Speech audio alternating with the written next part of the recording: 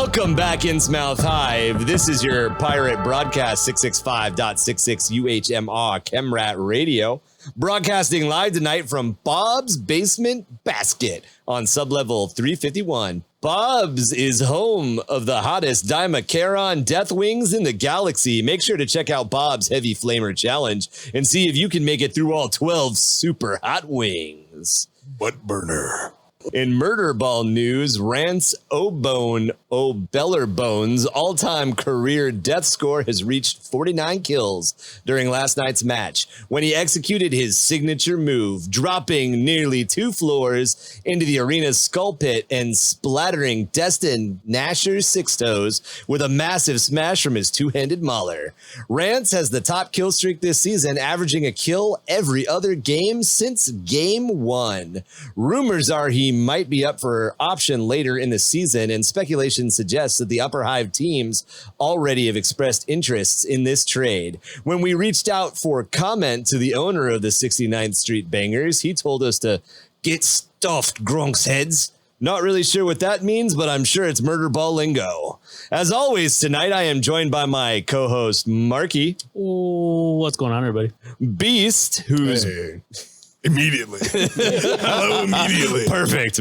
And looking for a spot in late season Murder Ball playoffs himself, Kevin, tell us, are they still calling you Stubbs, or do you have a new fangled nickname because of those cybernetic fingers? Well, that's a secret I'll have to, keep in my pocket. Wouldn't want to ruin any surprises. That's not the only cybernetic finger in his pocket. We'll have to ask the ladies. That's for sure.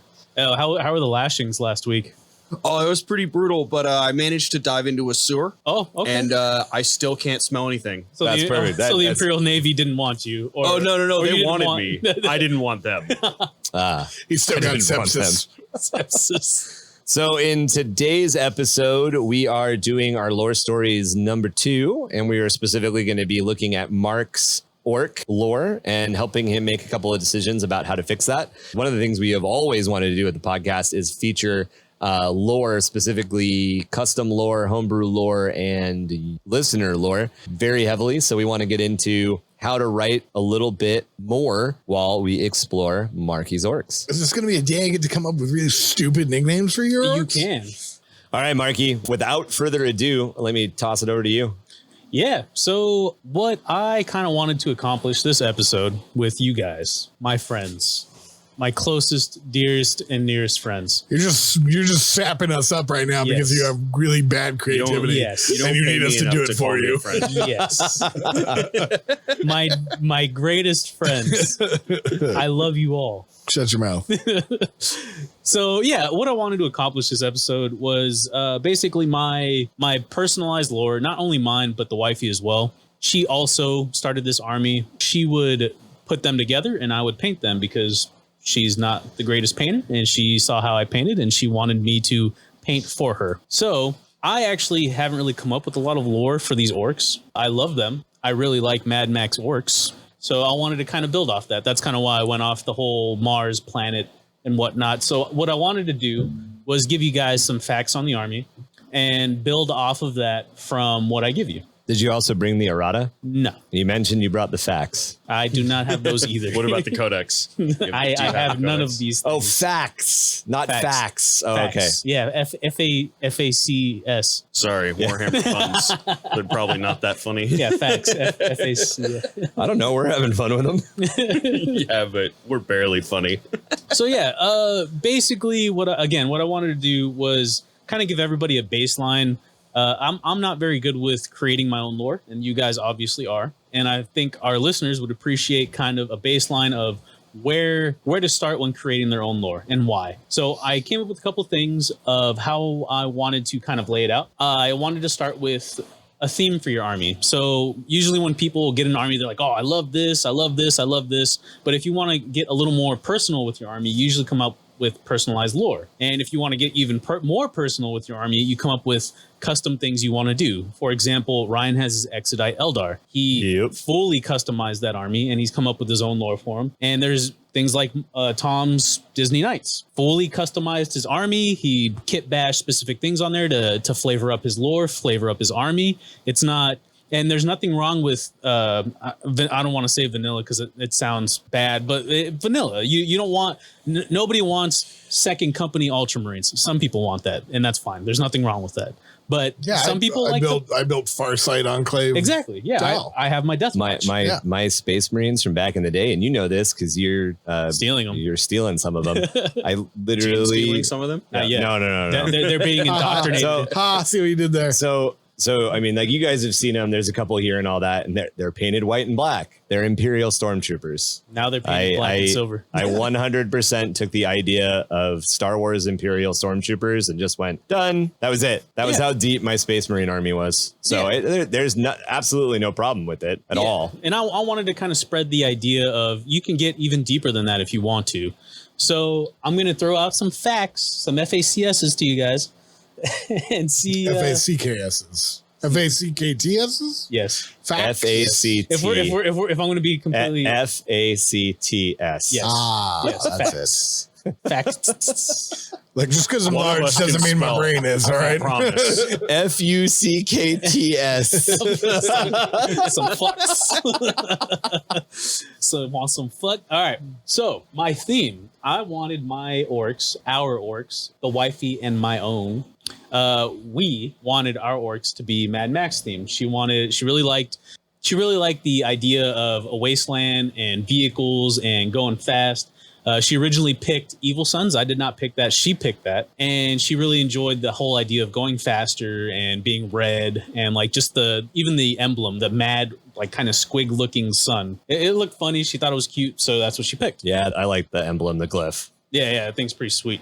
Yeah. I also wanted to implement, this was something that I put in myself, was Twisted Metal. I love Twisted Metal. Like it is awesome. The idea of like getting shitty people together to kill each other with cars and missiles and guns is. Oh, I think we all kind of. You need to make Axel. Oh, I know. Yeah, dude, I'm on it. As like a war boss. I just don't have time. I think we all kind of grew up in the generation where Twisted Metal, and there was other games like Twisted Metal.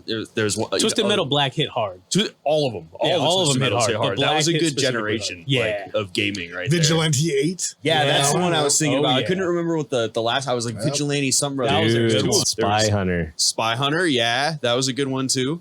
Yeah, there's a bunch of great. Rash. Not Paradise. Burnout. Yeah, Burnout Paradise. Burnout. A bunch of good car thrashers. Burnout, man. I haven't thought about that one in a while. Dude, I love Twisted Metal specifically because it was like a carnival of. Yeah, exactly. Didn't it like travel around town to town or something? Like, it was like a Mortal Kombat storyline, but with cars, basically. Exactly. Yeah, and that's why I loved it. And that's why I was like, you know what, I can orcify this. So I want to try and implement it. Exactly. Yeah. I chose Mars Planet just because Mars just looks cool, and I needed to base the army. So I was like, hey, Mars.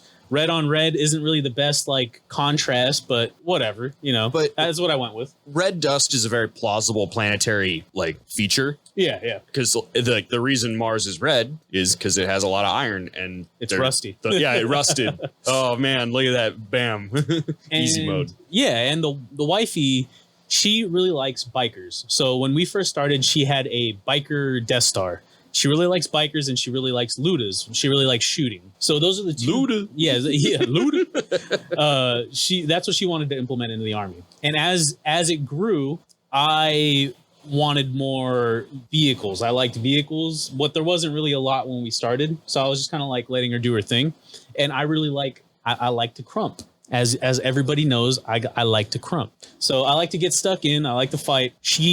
Because she doesn't like it because of the intricacies of close combat, like 3-inch consolidate and pile in and all the shenanigans. There's a lot of shenanigans that you can pull that she's not about. She's like, you know what? If I can fucking DACA you off the table, I'm going to do that. So those are kind of the generic things that I wanted to bring as like the generic things I wanted to build off of. So those are some facts I wanted to give you guys so you can help me build my lore. I've already come up with things, so I'm hoping that you guys can help me mold it and make it pretty. Because right now it's kind of all right, I'm taking a clay class for the first time, pottery class. What is it? Where you spin pottery class? Is it pottery? Spinning. Is it spinning? It's called the class would be called pottery. Okay, but the method of putting it on the thingy is spinning. Okay, I thought that was like riding a bike that doesn't go anywhere. The act of doing it though is throwing. Throwing, yes, that's what I've heard. Okay, so I wanted you guys to help me throw this into a nice, nice malleable pot, and not just some ugly thing. Blob of ideas in your mind. Blob of shit. Which one of us is Patrick Swayze? Which one of us is going to reach lovingly around you and help you form the clay? Well, Kevin's already dead inside, so I'd say he's halfway there. You're already a ghost. I got it. All right. You reach around and grab my pot, Kevin. Oh yeah. For those of you who listen to our podcast who are under 30 years old, there was a movie called Ghost with a very famous pottery scene. Very, very That's famous. it. That's the joke. That's the joke. Watch Community. JPEG. Watch the television show Community. It was a great movie called Roadhouse. Oh my God. Yeah. We start quoting Airplane and people are like, what the fuck? So I suggest that if you're creating personal lore, to take down some key things that you want your army to be themed after, or what you want to customize your army about, if you want to. This is just, this is kind of a creative thing. If you want to be creative and customize and personalize your own things. So if you're following along, you've already heard our episode on creative writing and how Ryan has kind of helped mold things to where you can make it your own. So this is what I'm trying to do, and this is the method that I used. So the wifey actually has some stories that she wanted to implement into the army, and I was going to tell you guys about them, so that way you can possibly, intertwine them in. I have an idea of how I wanted to intertwine them in myself, but maybe you guys can help me out. So one of the stories was she had a knob. This is back when I was playing Salamanders. She had a knob that rode its bike up to my Land Raider. Brian, you played 5th. Believe, Tom, you might have dealt with armor facing. Yep. Oh, armor facing. Yeah. So my sweet friend. Yeah. Back in the day, they used to have some things called armor facing. You had front armor, rear armor, and then side armor. Land Raiders had 14 armor, so you had to roll a ridiculous amount. You added your strength to a dice roll, and it was just something ridiculous. Land Raiders were ridiculous to pop. It wasn't even a contest. Land Raiders were tough. Being able to kill one was hard. So the wifey, what she ended up doing was, I believe at the time, the rules were if you moved or if you advanced, the only way you could hit it is on a 6, a vehicle in general. So she had to hit this Land Raider on a 6. She needed to penetrate its armor, which is a 14, which I believe was the highest at that time. And she rolled another 6, which was just enough for her to actually roll on the damage table. And vehicles had a damage table back in the day that you would roll on, and 1 would be shaken, which doesn't do anything, you can't shoot. 3 would be you destroy a weapon, so you actually lose one of the weapons on your vehicle, and 5 would be wrecked, so you would leave the vehicle on the battlefield, but it was destroyed. And people, I kind of wish that was still a thing. I loved it.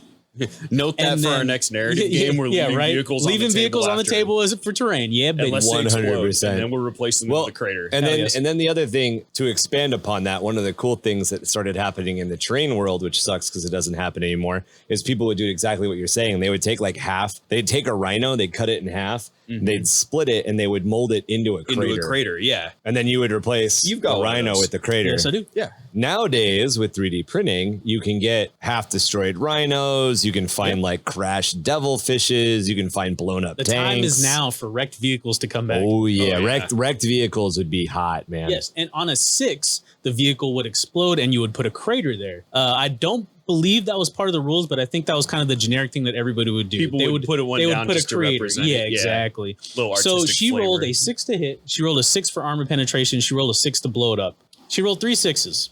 She blew up my Land Raider. My Land Raider had never blown up at the time. It was the first time she had blown up a Land Raider. I was like, the Land Raider's fine. Don't worry about it. You don't need to attack it. You're not going to kill it. And she's like, no. Let me roll it. She rolled it out, and she rolled as many 6s as she needed to blow it up, which broke my heart because I put so much love into this Land Raider, this Salamander Land Raider. So the love bus. Yes, the love bus.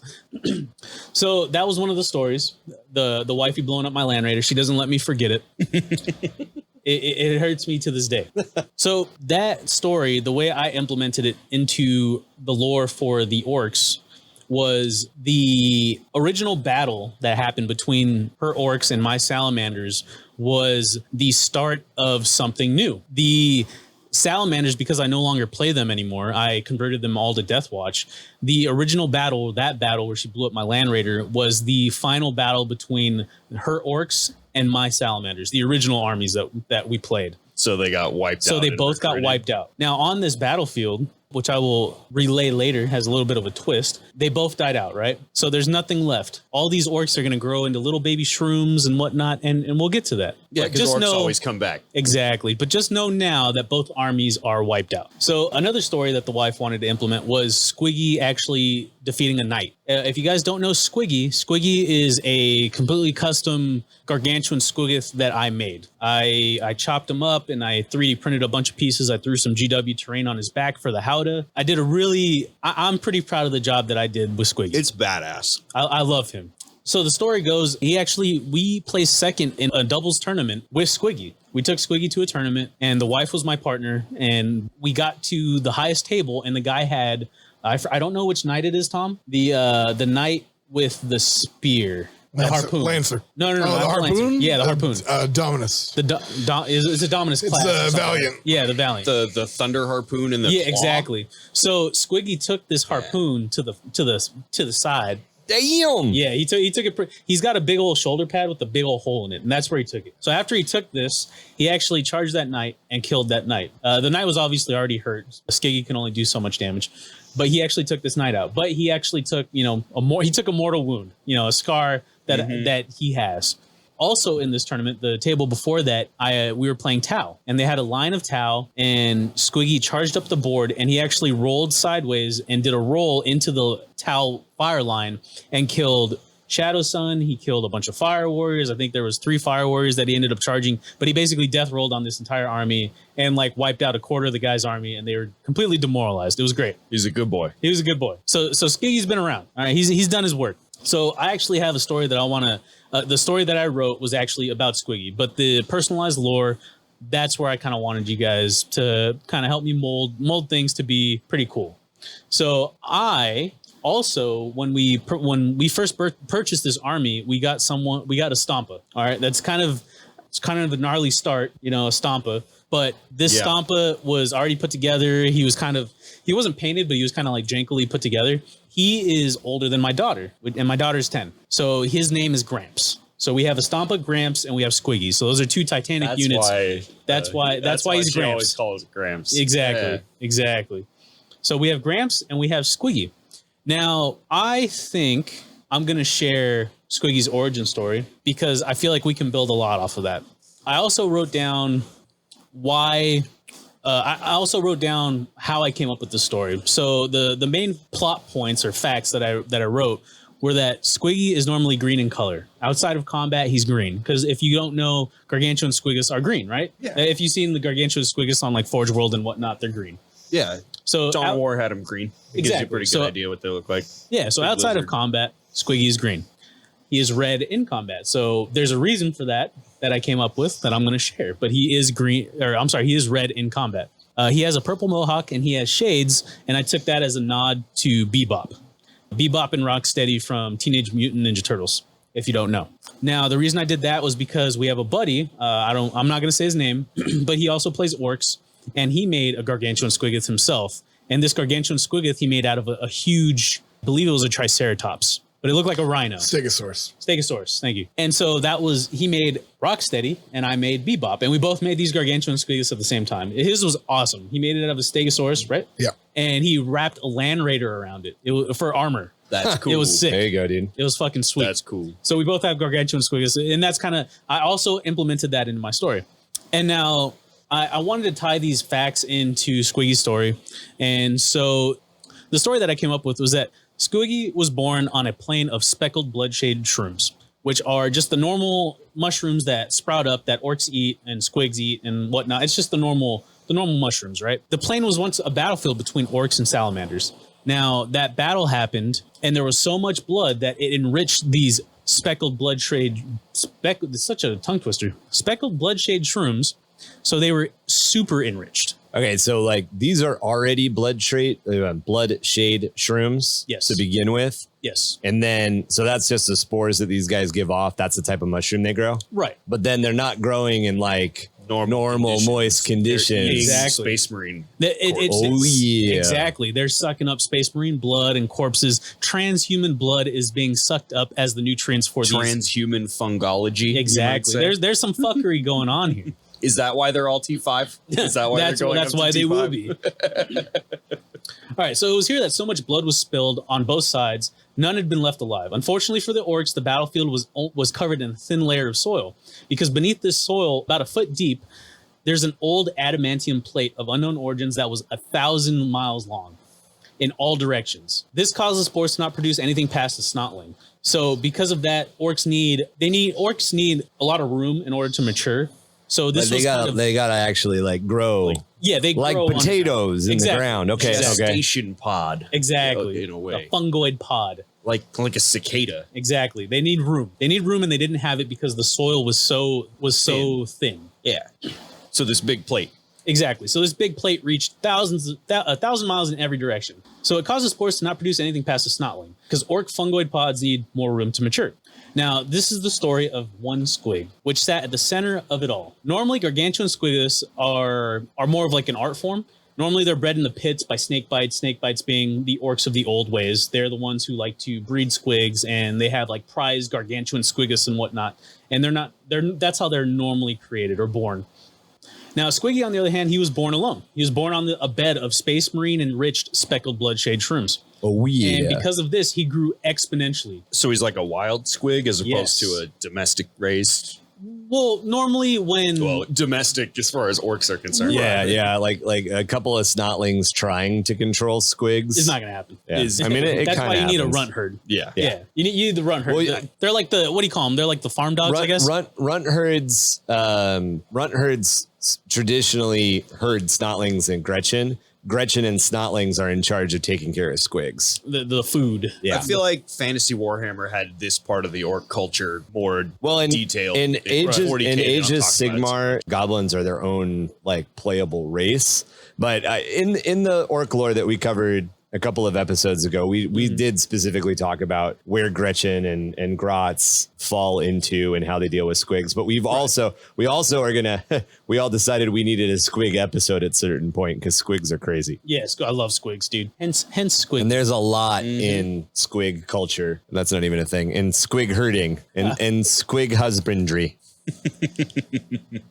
Yeah, so normally snake bites, they breed these gargantuan squigus and grow them and feed them only the best like fungi formula. That's how they get these gargantuan squigus. It's like a prize pig or like a prize cow, I guess. Yeah. Like blue ribbon, like pig kind of thing. Yeah. What's that dude's name? Charlotte's Web? Wilbur.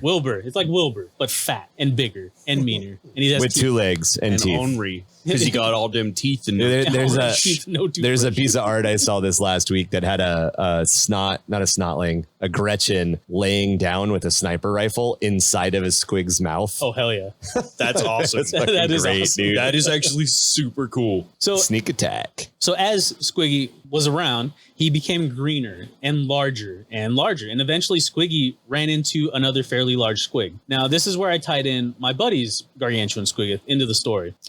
He ran into another fairly large squig with a horn on its face. And although pensive at first, he eventually warmed up to one another. And there was plenty of enriched bloodshade shrooms to go around, and also a bunch of other smaller squigs that they could eat. And there was plenty of food to go around, is my point. So they had no reason to fight each other. It wasn't like there was only one patch of shrooms. Exactly. This is 1,000 miles. This is paradise. This is squiggy paradise, right? So Squiggy and his friend were in Orky heaven for a long time, living off the land. Seemed like there was an infinite supply of food and fun, and just it was great, right? So Squiggy and his friend at this point are gargantuan. They're huge, and they're happy as squigs can be. Now, this all came crashing down when 2 rival speedwaws blew through a field of their food. Now, these speedwaws are actually my wifey's and my own. So the way I implemented that into it was I have Warboss Mork. She has Warboss Gorka. So Warboss Mork and the boys, and Warboss Gorka and the Gut Rippers. There's no male or female orcs. The joke that Ryan and I kind of came up with was we're boob squigs. Boob squigs, yeah. Wifey didn't like them. Wifey did not like boob squigs. What? She's you like, why specially breed boob squigs, and then you have them bite your chest, and then you put on a Sister of Battle corset. Exactly. And then you put on your best voice and you go, "Oi, I'm here to fight and crump. Oh, shit. I'm here to crump and get laid." She will hate this. I'm going to have her listen to this I'm episode. all out of key. I guess I'll just crump a bunch." It's the only appropriate use of the awful fucking accent is an orc trying to sound like a proper like a Sister lady. of Battle. And Tom's over here, like literally Just about to just walk his out head. the door. No, Tom threw a table at me. It's cool. We edited it out. There was a 15-minute brawl. So the reason the lore that I came up with is the reason that there's two speedwaws on this planet is because two separate sides of this thousands of miles of adamantium plate, that's where the spores spread, and eventually two mobs came about. Now So they were separated so that the fungi spreads out because it can't go down. Right. And it can kind of only go up a certain amount before it'll topple. Exactly. So instead of going up and down, like, kind of like it just spread as far as it could until it could find a prime spot. So these mobs grew up far enough away from each other that they're like two different tribes. Yes. Now I like it. I dig it. Because I was thinking maybe it was like two different pit crews got a race. that'd be fun. That'd be funny. maybe we could work it in. We could definitely work it in. This is about figuring out what works best. Exactly. So you can always This is just my idea. I wanted to kind of gather everyone's ideas. This was basically the custom lore that I came up with that ties Squiggy to the middle of all of it because I love Squiggy. There's no reason not to tie him around all of this. Oh yeah. So they were born on two separate sides of this adamantium plate.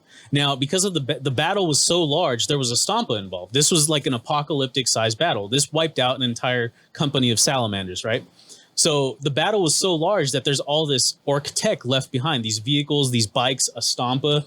All this stuff is left behind for these orcs to eventually adventure out and gather and collect. So on Warboss Mork's side, they have all the trucks, all the cars, all the fancy buggies, the boom deck of snaz wagons, the Rucka truck squig buggies, the temperamental shock drive, fucking they got all kinds of shit. Shock jump drags to nonsense, exactly. Yeah. And on the other side is all the war bikers. I'm assuming on this. So what kind of I was thinking was that on this side was a flanking biker squad got wiped out, and now there's a bunch of bikes just laying around and. Warboss Gorka and the Gut Rippers were on that side. And now they got a bunch of bikes and a bunch of DACA, So that's kind of the idea where these two speedwaws were formed, and now they rival each other because they both have different beliefs but are a part of the same culture. So again, this all came crashing down when these two speedwaws spotted both these gargantuan squigas. So when these speedwaws spotted these two massive beasts, they looked at them as if they were two white whales, angling to take them down. They separated them to possibly never be seen again. I like that a lot because that like implies I like the literary connection. Exactly. Moby Dick. That's sick. Exactly. Dude. Exactly. Skiggy looks like that. The white whale, man. What's the ship? The captain's Captain name? Ahab. Yeah. Yeah. Warboss Ahab. Dude, that'd be cool, right? Out of the new guys, the beast snagga, whatever. Oh, there you go. You got the white squig one. Yeah. Yeah. Make them hunting the great white squig. Oh yeah, those are coming. I'm already broke because of those. Captain hat on it. That'd be sick. Make them all because they're all supposed to be like big squig hunter anyways. Yeah. Oh yeah. Get them all nautical themed. Exactly.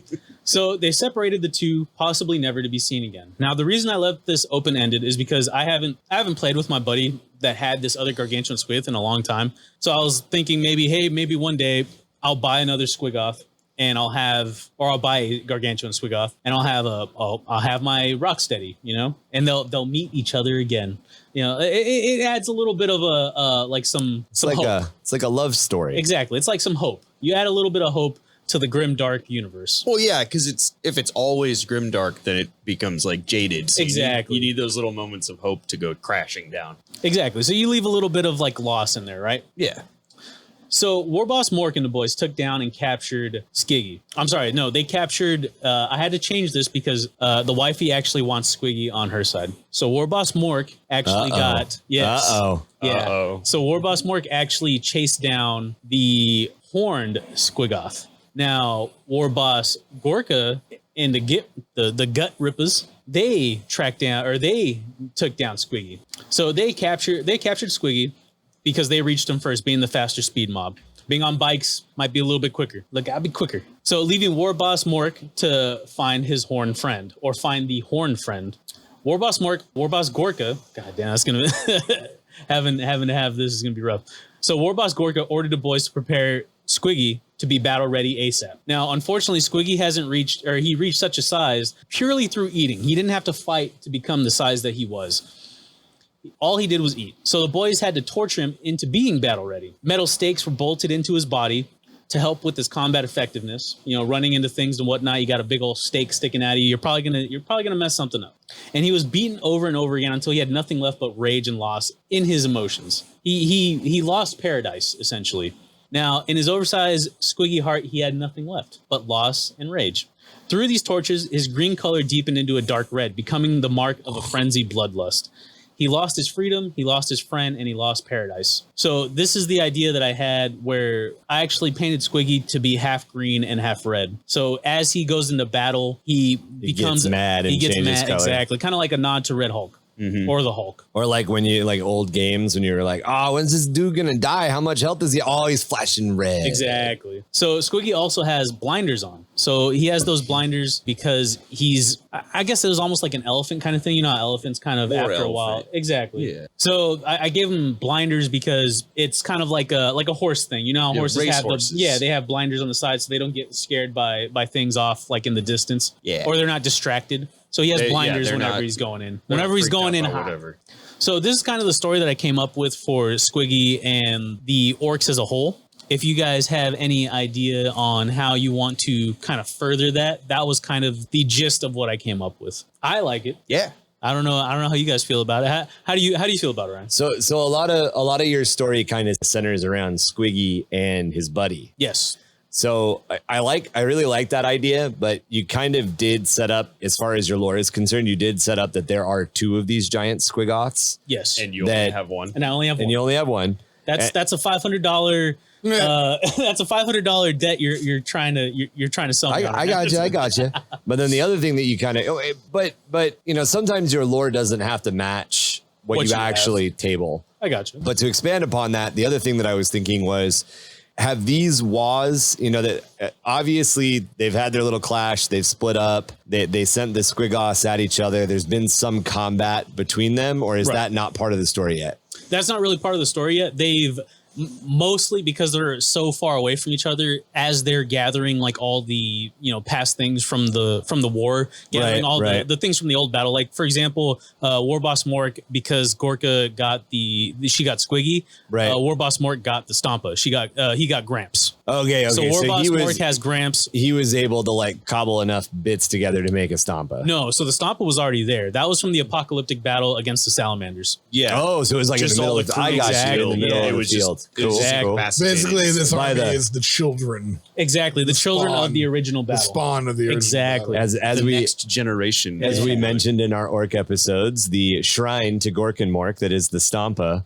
magically, miraculously survived intact for the next generation. That's right. For the next mech boy to find and be like, oh, I like it. That's a big gubbin. Okay, cool. So that's, you know, you play these Orks a lot against us. Yes. And your wifey plays these Orks a lot against us.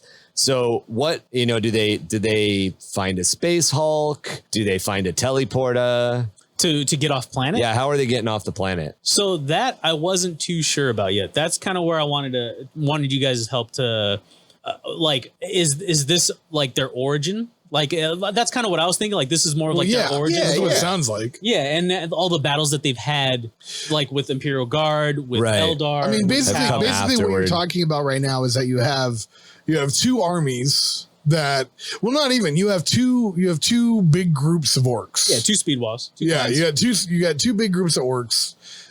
With some super weapons. With some big stuff. But you haven't fought anything yet. Right. You're all just... You fought each other. You're just like, it is a true essence of an origin story because they were born there. Right. So what you have to figure out now is how do we get in a rock? Well, no. How do they combine? And then how do they figure out who's in charge moving forward. So yeah, there you go. Because you got Gork, things you like got Gorka, and you got Mork. Yeah, and are those two, in a who's the bigger war boss kind of thing? Yeah, are those two HQ units that are under a bigger war boss, or is one of those going to end up being the biggest war boss? So that's what I'm not too sure about. I believe there might be a bigger war boss because I usually run 1 to 2 war bosses in my armies. Like I like to try running one on foot, and then I try to run the war boss one on bike, right? Yeah, just because he's awesome. Oh yeah. So and the thing is that Gorka is actually on foot, and Mork is on a bike. Now I can put Mork in mega armor, and I can put Gorka on a bike somehow, but I mean her model is just on foot. Just bear with me here. Yes. What if a mech boy finds a squig, and it's a normal size squig, but it's very reminiscent of Squiggy himself. And then that mech boy decides that the only way to settle this conflict is to entomb that squig in a hulking set of armor. And then your biggest war boss is a war boss in mega armor, but it's actually a squig. It's a squig. Oh, so instead of having an orc head, you just take like an Age of Sigmar squig and plug it in, man. That would be legit. I do have the Hork Buster. Oh yeah, I have the Hork Buster. What I would say is that if you want something outside, like I kind of like the idea that you were saying of like an outside war boss. Yeah, a bigger. So to pull them together. So what might be really cool is a rock hits this planet. And the two war bosses join together to fight this bigger war boss that's on the planet. But then, whatever, maybe they don't end up losing. Maybe it's one of those like perpetual fights that last for like so long. And then the war boss decides, you know what? Like we've been fighting for a long time. Let's take this somewhere else. Like you fight with me. I'll lead us out. Good, like I'll lead us out. You guys fight with me, and I'll take you to fight better. Because that's the thing is like they've never left. Land. Yeah, they've never left. So they both have aspirations towards fighting in these bigger wars. Right. So this war boss that lands is like, hey, I got the flying technology. You got the Stompa, you got the Squig. He could be a messenger. I'll let you go right now, Kev. But he could be a messenger because I have Gozgul. He can be like, "Hey, I'm a part of Gozgul's wall that's passing through." That's exactly. I'm a messenger, and because we're on our way. We're on our way. Exactly. Because that's the thing is Goz has that psychic pull. Like, hey, I see you crump good. Yeah. Join Goz in this wall. As long as Mork looks back at Gorka and Gorka nods, and then Mork kicks the emissary into a giant pit, screaming, "This is Orca." This is Orca. All right, so sorry, my just got been turning while y'all been talking, and I got some interesting little flavors to throw in here. So going back to like what I said earlier, like they could be rival like pit crew gangs for racing. So hear me out. Instead of being like just super spread out on this plateau of adamantium.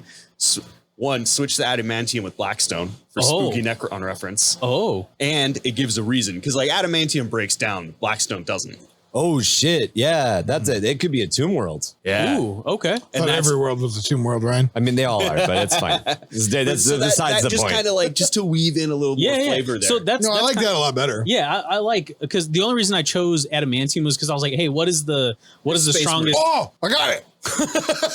So hold on. Eureka! I got more though. Okay, all right, go. Finish your thought. So.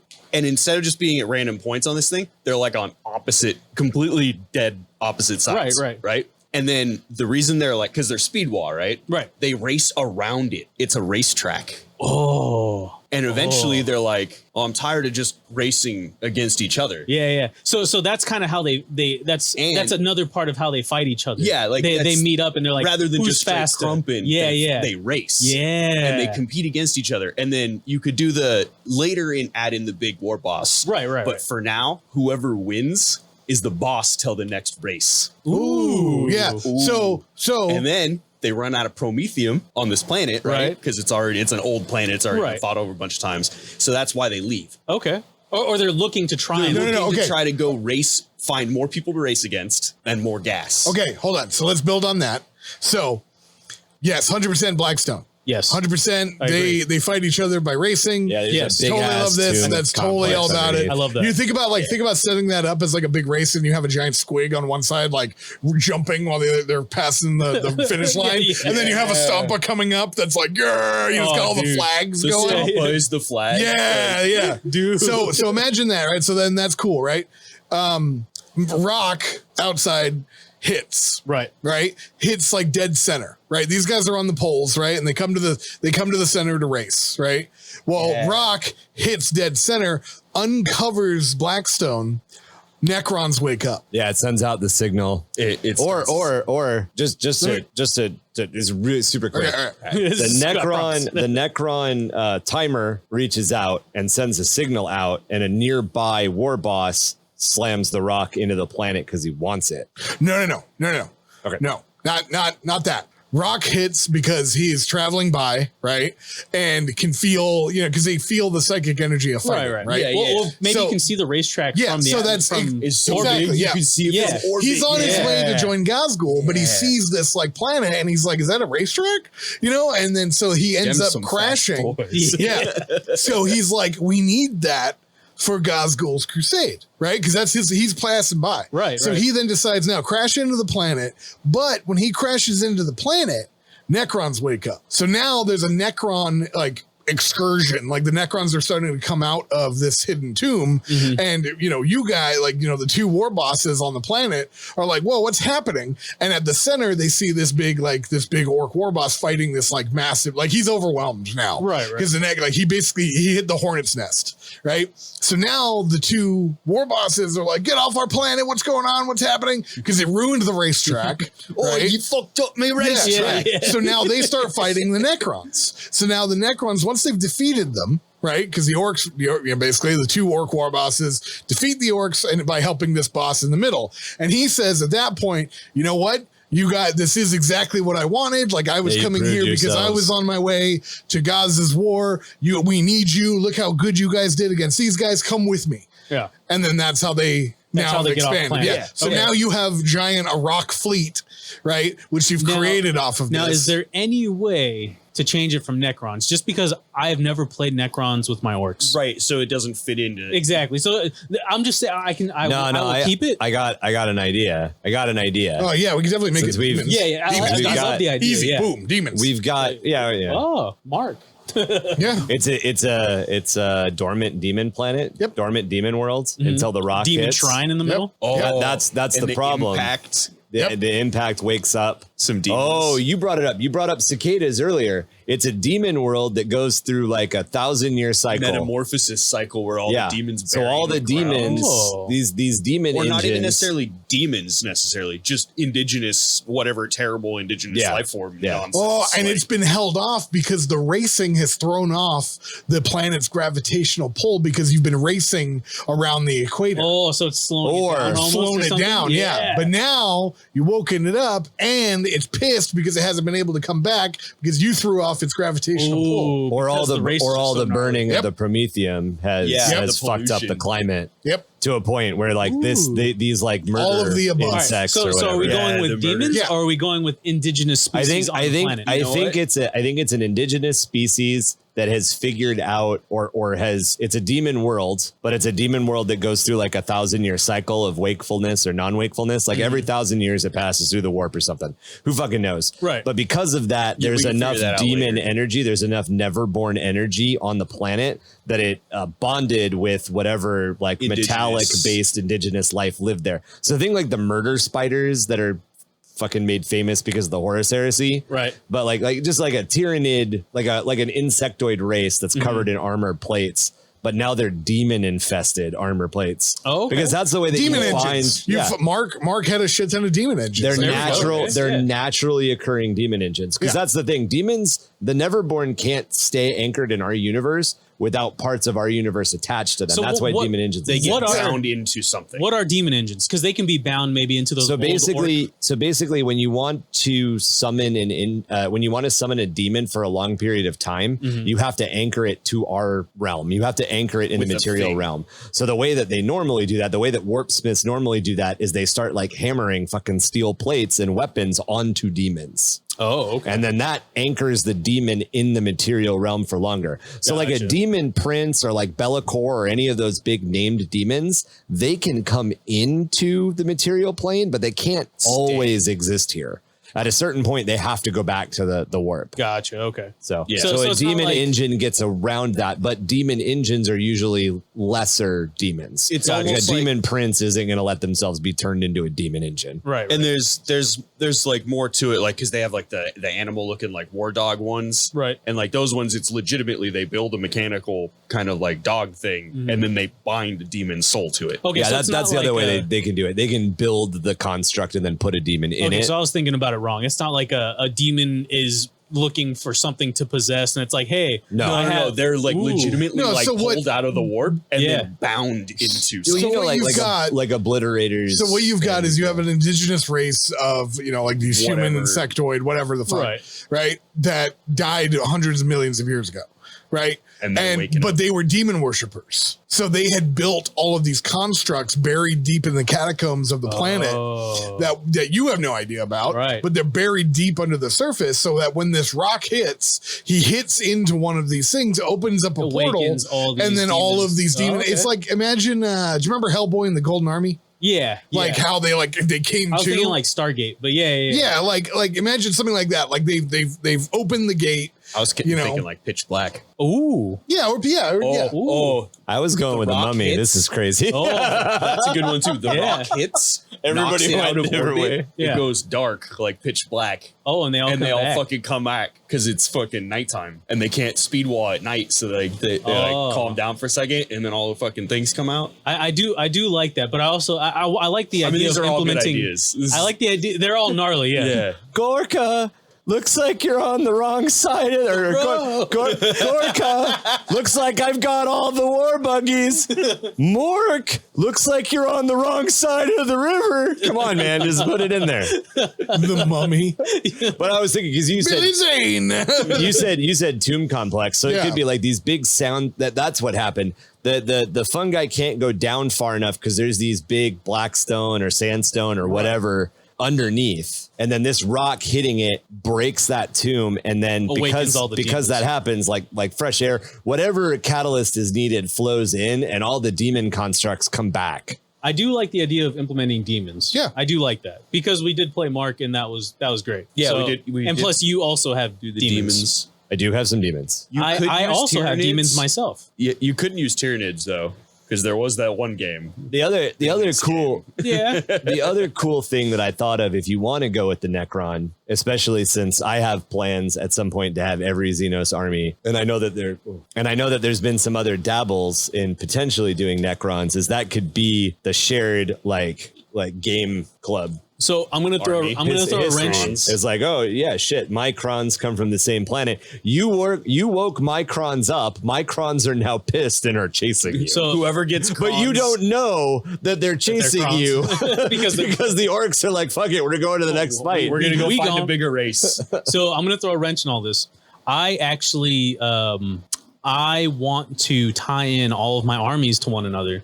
So that's why I really like the idea of Tom's demons, like awakening demons, because I will eventually have a corn army, a corn demon army. Eventually he'll build one. Yes. Eventually. One. They mostly get built at night. Mostly. So well, and as we, I dropped a teaser last episode about my home sector, my subsector lore, and my subsector is entirely designed around giving a home base. The same thing. All of my armies kind of can play this as a home base. Exactly. Yeah. So that's why. But also too, I mean, you don't have to. I know you want to tie in all your stuff, and that's cool. This doesn't have to be that way. You tie it in. I mean, you said yourself, you're like, I don't want it to be Necrons because I haven't played Necrons. That's fine.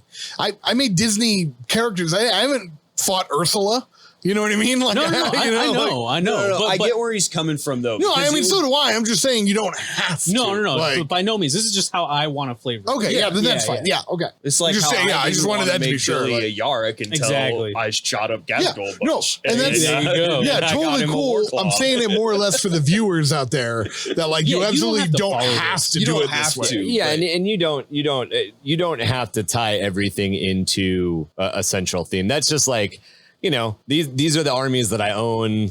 I'm central theming them. Yeah, but I want to cut it off right here just because this, I mean, we can go forever. Oh, we could. We can go forever about tying in things, but this was more of the brainstorming aspect of creating the flavor or lore of your own army. So you brainstorm, and I am 100% sure Ryan and all the guys would be more than happy to help you for a small fee. No, help you build lore on your own army. I'm pretty sure we did it a couple weeks ago. What's the name do you want for your big war boss? Because you're set on there being a bigger war boss than your war boss. I liked Ryan's idea of having a squig. Really? Yeah, I love that. I don't necessarily. So to expand upon that, especially since we've kind of brainstormed away from the idea, but I think it's a fucking hysterical idea. Awesome. It's a good joke.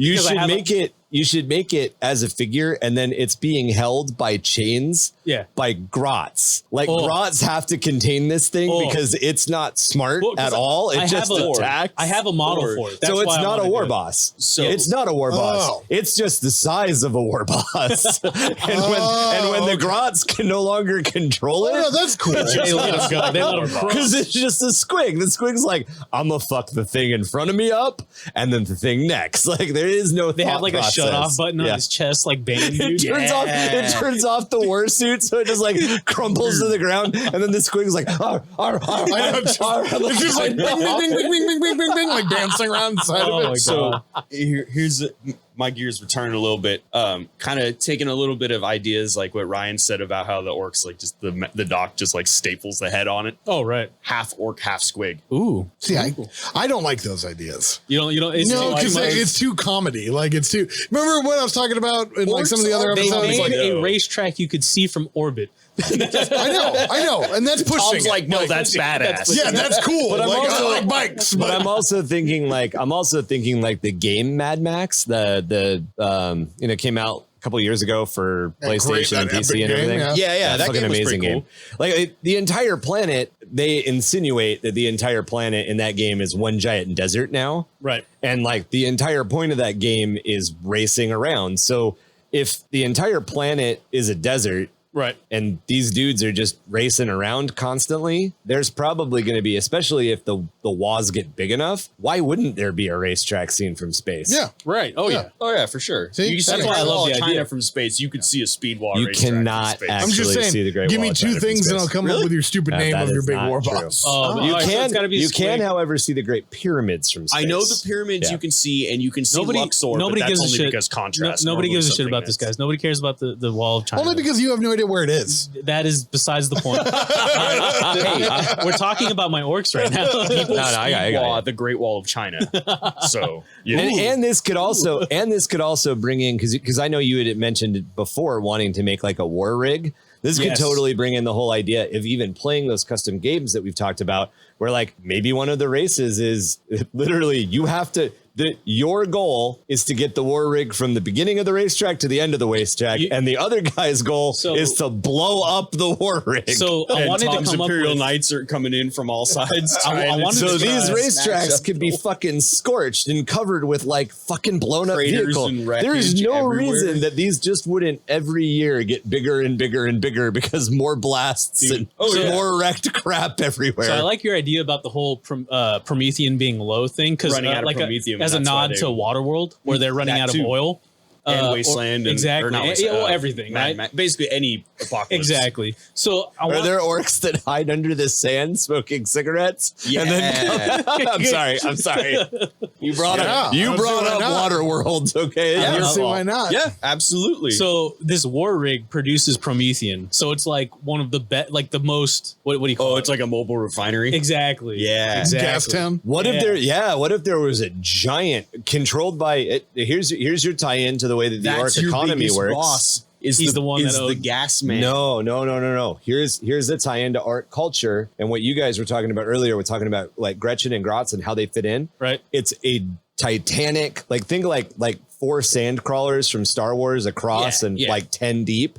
It's a Titanic sized. Maybe it's an old fucking Mechanicus crawler, or but like all it does is crawl across Leviathan, this massive command barge one. No. I'm thinking so the Mechanicus is known for making specific Titanic support vehicles right. that only work for one planet. Oh, okay. So they that build this it one there, is here, and it's just here. And they did just release a model that was a tank aircraft carrier. Yeah. Oh, There's a model on the company that you sent to me that makes the Feudal World guys. Yes. They released an image. It's an aircraft carrier, but it's on tank tracks. Yeah. That looks sick. It's in the Arma mod, the Imperator Nantus or something. But like that. anyway, it's a giant aircraft carrier with tank tracks. So you got one of these old abandoned Titanica Caligica vehicles, and its entire purpose is to convert the red dirt of this planet into Promethium or some fuel source. Kind of fuel, yeah. And the only things that could the only things that could figure out how to run it in the Orkoid culture were Gretchen. So it is completely controlled by Gretchen. Like the Golden Throne. It's and like these guys being held together. Yeah, and makes these stuff guys called fast coal. Fast coal, yeah, right. It's red charcoal. It makes stuff called Go Fast. Yeah. And these guys, it's red charcoal, so they call it fast coal. And shit, and like maybe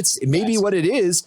It's fucking harvesting bits of these demon engines. Yeah. Ooh. Oh, that's what it's actually doing. So they're powered by demons. Their vehicles are powered by demons. Yeah, they're powered by demons. By demon bits. Well, that's what summons the demons. Well, think about this. Consume enough of them that corn in Akhanasha, right? Yeah. Which was that red planet that Farsight was on. Yeah. The sand wasn't sand. Mm-hmm. It was old buildings. Oh, no. That had been worn down to powder. Yeah. Oh, so this is like an old Hive world. Yeah, yeah. Like, so this could have been like a golden age of technology Hive world. Yeah, this could have been one of those worlds that turned to chaos.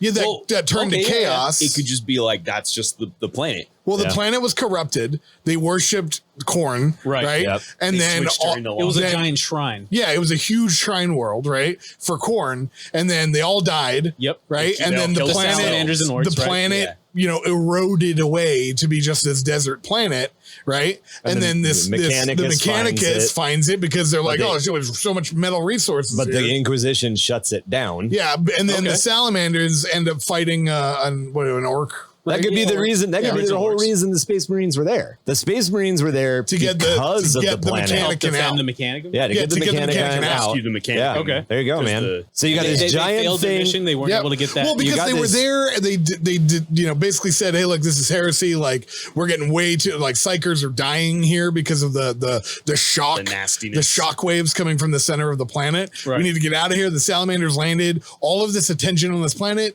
drew an orc wall. The orcs landed. They said, now we really got to go. Then this huge battle pursued while they were trying to get the Mechanicum out. Right? Mechanicum got out. What was left was the orcs and the Space Marines. It's left now to the orcs. Right. Orcs now, your orcs are born. Yes. Your story takes over. And they basically begin to find these like remnants, these relics from the Mechanicum, which they start using the sand, which is oxidization of like metal. Right. They use it to recompile it into a fuel source. Right. With like fast coal. That then releases psychic energy. Yeah. That when this other war boss was passing through, notices the racetrack, all this stuff. Oh, cool. When he lands, he cracks the planet, right? The planet cracks to where, it's like danger. Now the planet's completely unstable, right? It's cracked. It's cracked to the point of death. Corn spilling out of that shrine. Now corn is starting to spill out. It's going after everything and everything because you're covered in this dust. Yeah.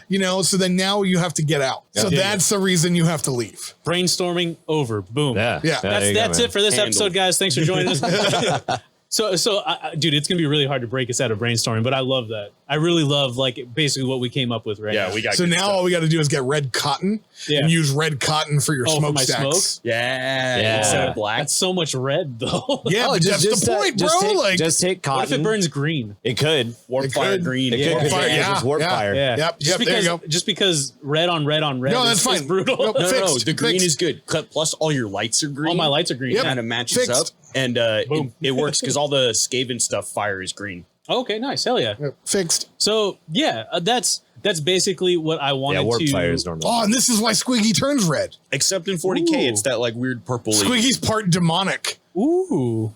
Helps it fight demons better. Ooh. That's why he got so big without fighting. Yeah. Ooh. And the other I like how he said brainstorming over. You can see the other thing. The guy. So the psychic scream goes out, but the reason that the orc boss can see everything from space is because of these titanic vehicles that are still moving. Yep.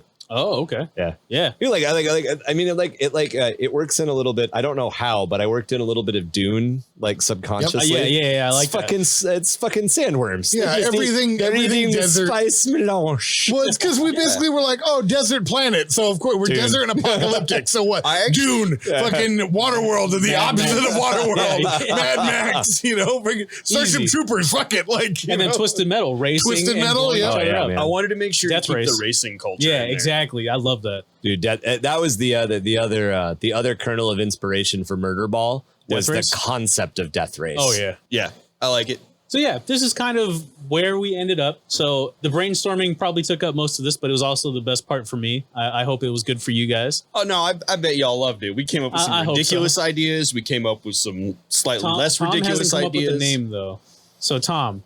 So we're going to close this out with what is the name of the war boss that cannot control himself that is held back by Gretchen? Oh, these are the squig dudes? The squig war boss? It's a squig boss. It's a squig boss. It's fine. Well, you can't, nobody knows. Suit. Nobody knows it's a squig because he has a helmet on. Really? I will show you the model. Do you want to see the model? No, I've seen it. You've seen the model? Okay. Nobody knows it's a squig. All right. So he's basically, it basically looks like a Hulkbuster, but it's orky. You have to paint a panel on the back that says like squig entry or something. Oh Jesus! Dude. No, he never leaves. He's on life support. So adding a little more death race flavor. The guy whose name was Frankenstein, wasn't it? Right. Yeah. Morkenstein. There you go. You always keep rebuilding it. Tom, you always need two things, right? Mm-hmm. Okay, so your first thing would be Frankenstein, and then what's so last time I gave you an animal, an adjective, and an adjective, right? Okay. So Frankenstein. Frankenstein. What's the adjective? Sweaty. No, sweaty. Yeah, sweaty. I don't know. That has nothing to do with racing or anything. So I gave him Red Squirrel last time, and he came up with a great name. I was gonna say fast, but would the squig be fast though? He's red, and he's in red armor. All squigs are red. All squigs are. You ever seen a slow squig? No, that's true. That's true. All right. What's a? I liked Sweaty. You guys Sweaty. Suck. I don't know. Can you come up with something with Sweaty? No, Sweaty. I mean, I can. It's not gonna be that good though. Fucking what like not fast, not race. No, it's gotta be something loony. Maybe Frankenstein isn't a good. Frankenstein is a great one. Okay, Frankenstein. I've already got that part. Okay. I got us on a good start. What about demon? Like something that has to do with demons. Conjure. No, that's not an adjective. Or is it? It'd be like a fast demon. Speed demon. Frankenstein speed demon. Fiery Frankenstein. Hey. Frankenstein speed demon. Oh yeah, you're trying to come up with the name using it, so that's you're screwing up. That's where we're going wrong. Oh, got you. You're like Frankenstein speed demon. You're trying to come up with a name. Oh no, those are your kernels. But yeah, I see what you're saying. Yeah. I see what you're saying. Explosion or something. What's something that has to do with what's his name? Iron Man. Oh, what's something? Neck Bolter Puppet Master. There you go. Neck Bolter. I really like Neck that. Bolter Puppet Master. Because he drives a machine. Hello, puppet. Puppet, not puppet. I like that. Neck bolt. Neck bolter. Master. Neck bolter. Puppet master. I like that. Or neck bolter face smasher. I like that. Neck bolter chain breaker. That's what I was thinking. Yeah, it was like because he has a collar.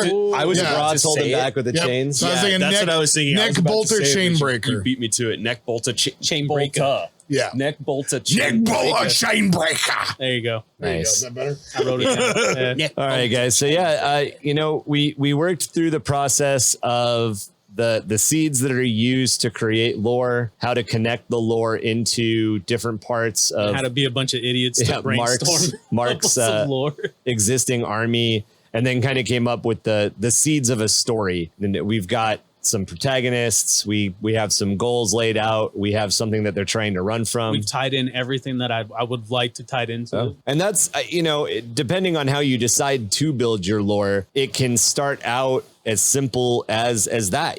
Let's sit down and throw out a couple of ideas, throw out a couple of colors, give me experiences, give me something you love, like just stuff like that. Well, and honestly, Mark, too, it's just throwing out ideas. Yeah. Oh, yeah. And starting with a plan. Mark said, these are the things that inspire me. These are the things that I want to theme my orcs towards. So as we've talked about with one of our patrons through Discord, DeFeo, he has an idea of painting his Death Watch a specific way. And then we just sort of helped him brainstorm some ideas as to why that paint scheme would work and what the different reasons that paint scheme might exist. And it can be that simple. That could be the kernel that you start with, and then you can kind of get deeper into it. And we've had other people approach us on Discord and ask other questions like that, approach us through the community and ask us other questions like that. Yeah, just like, and we just kind of come up with some ideas. What should I name my chapter? Yeah, the chapter. Yeah.